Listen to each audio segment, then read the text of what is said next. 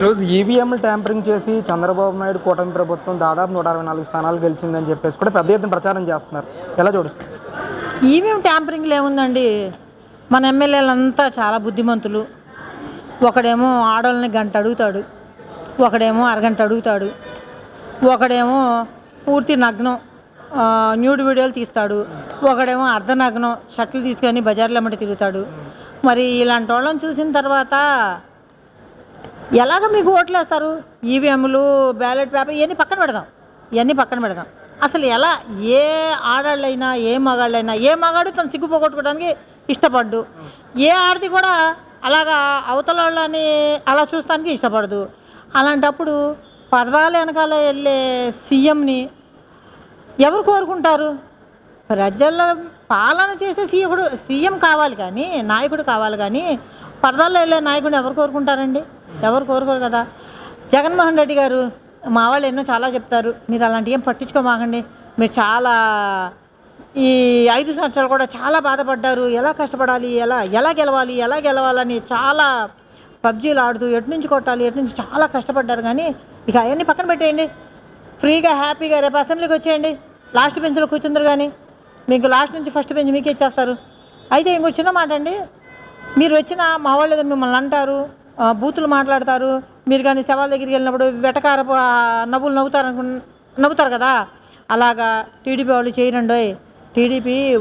TDP వాళ్ళు ఒక vision గల నాయకుడి దగ్గర వర్క్ చేసిన వాళ్ళు కాబట్టి అలాంటివి చేయరు. యథా రాజా తదా ప్రజ అన్నారు, రాజును బట్టి ప్రజలు, అలాగే మా రాజును బట్టి మేము ఉంటాం. కాబట్టి మీరేం ఫీల్ అవ్వమాకండి, అసలు మన సిగ్గు యొగ్గు ఏమీ లేదు. వచ్చేయండి, మీరు అసెంబ్లీకి వచ్చేయండి. అంటే కళ్ళు మూసుకుంటే 5 సంవత్సరాలు అయిపోతాయి, 5 సంవత్సరాల తర్వాత నాకు గతంలో పాదయాత్ర చేశాను, నాకు ఇప్పటికా వయసు ఉంది, ఖచ్చితంగా టైం వచ్చే వరకు మీరు సమయంలో పాటించండి, ప్రజల్లో ఉండండి అని చెప్పేసి వాళ్ళ మంత్రులకు కానీ ఎమ్మెల్యేలకు కానీ ఆయన దిశానిర్దేశం చేస్తున్న పరిస్థితి. ఎలా చూస్తారండి దీన్ని? జగన్మోహన్ రెడ్డి గారు కళ్ళు మూసుకోండి, అలాగని ముక్కు మూసుకోకండి బాబోయ్.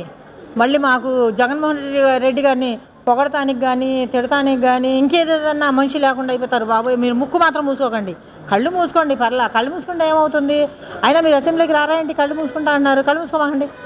వచ్చేయండి, మీరు అసెంబ్లీకి వచ్చేయండి. 5 సంవత్సరాలు కళ్ళు ఎందుకు మూసుకోవాలండి? పాలన చూడాలి, పోలవరం ఎలా డెవలప్ అయిద్దో, అమరావతి ఎలా డెవలప్ అయిద్దో ఇవన్నీ చూడొద్దు, బాబు గారిని పాలన చూడొద్దు. కళ్ళు మూసుకుంటే ఎట్లా? రేపు మళ్ళీ మీరు సంసిద్ధం అవ్వాలి, మళ్ళీ సిద్ధం బ్యానర్లు పెద్దవి పెట్టాలి, ఈసారి ఆకాశంలో పెట్టాలి. ఇప్పుడు దాకా ఆకాశం భూమిని మోపు చేసి పెట్టారు, ఈసారి ఆకాశంలో వేలాడెద్దురు. కానీ పాదయాత్ర చేస్తే ఎలా ఉంటుంది అంటారు? జగన్మోహన్ రెడ్డి గారు చేసే అవకాశం ఉంటుంది అంటారు? ఉంటుందండి, పాదయాత్ర చేసే అవకాశం ఉంటుంది. కానీ ఈసారి పరదాలు కట్టుకుని మాత్రం రామాకండి. ఈసారి పాదయాత్ర చేయాలి అనుకుంటే చెప్పులు లేకుండా చేసి చూడండి, అది పాదయాత్ర అంటే. ఏంటి మేడం, ఏంటి అసలు 164 స్థానాలు ఎనానమస్గా గెలిపించారు, పరిపాలన ఏ విధంగా ఉండబోతుంది? ముఖ్యంగా నారా లోకేష్ గారు ఐటీ శాఖతో పాటు విద్యాశాఖను కూడా తీసుకున్నారు మంత్రిగా, ఏంటండి ఎలా ఉంటుంది? ఎలా ఉంటుందంటే 164 సీట్లు బాబు గారికి వచ్చినాయి, మీకు 11 సీట్లే వచ్చినాయి. నేను 15 సీట్లు ఎక్స్పెక్ట్ చేశానండి, నా ఎక్స్పెక్టేషన్ కూడా చాలా రాంగ్ అని తెలిసింది. 11 ఇచ్చారు, సర్లేండి, నా ఎక్స్పెక్టేషన్ కూడా రాంగ్ కాకూడదు అని ఇంకో 4 ఎంపీలను ఇచ్చి కవర్ చేశారు. చాలా సంతోషం అండి మా ఏపీ ప్రజలకి. అయితే మా ఏపీ ప్రజలు విఘ్నులయ్యారు, మీరు వచ్చిన తర్వాత విఘ్నులయ్యారు. అంతకుముందు అంధకారంలో ఉన్నారు, ఇప్పుడు మీరు వచ్చిన తర్వాత అందరికీ జ్ఞానం తెలిసింది, విజ్ఞానం వచ్చింది, ఎవరిని ఎక్కడ పెట్టాలో తెలుసుకున్నారు, పెట్టారు. ఈరోజు రాష్ట్ర మహిళా మంత్రిగా, హోమ్ మినిస్టర్గా వంగలపూడి అనిత గారికి చంద్రబాబు నాయుడు గారు అవకాశం కల్పించడం ఒక మహిళగా మీకు ఏ విధంగా అనిపిస్తూ ఉంది? ముఖ్యంగా 100 రోజుల్లో గంజాయిని కానీ డ్రగ్స్ని కానీ ఎక్కడ లేకుండా ఆనవాళ్ళు లేకుండా చేస్తానని చెప్పేసి నేను ప్రెస్ మీట్ పెట్టి కూడా మాట్లాడుతున్న పరిస్థితి ఏంటి, ఎలా అనిపిస్తుంది అసలు? ముఖ్యంగా పెనమలూరు నియోజకవర్గం మాదండి. మా ఎమ్మెల్యే గారు బోడే ప్రసాద్ గారు, మా బోడే ప్రసాద్ గారికి జన్మదిన శుభాకాంక్షలు అండి.